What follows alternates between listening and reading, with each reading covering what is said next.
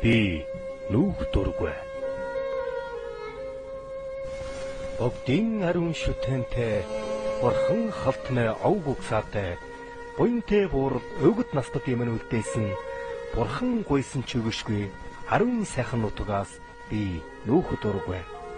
Холоос харагдах өндөр манхануудaan би хонгор хөрхөн бүсгэн хаан энгэр шиг санаана би хойгуур өгдүр ургуулсан ургас шавг торлогоон би ховтол улаан зүрх найхан жохолго шиг санаадаг юм.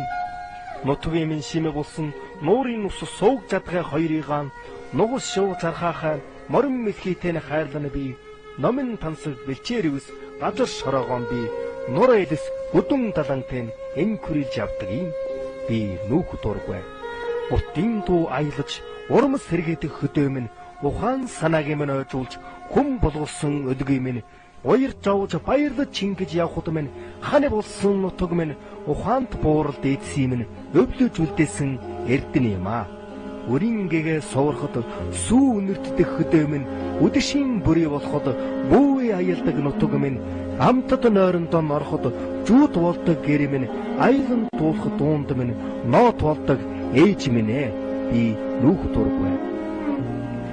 Орвэн нилэтэр явсан ээжийн мөр бодолд нь байхаас биш бошхоны жахад үгүй буурал болсон аав минь сахиж суудаг хоймор бор тоос аалжин гэж дүүрчгүй.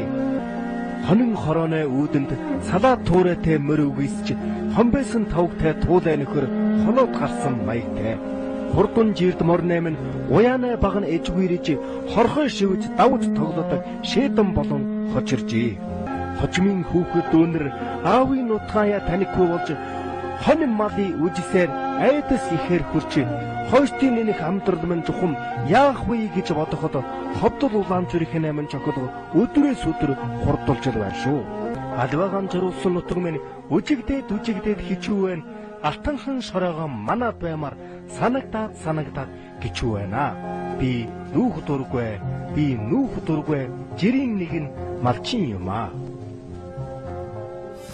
我们的文字说了一句，我都在很啊，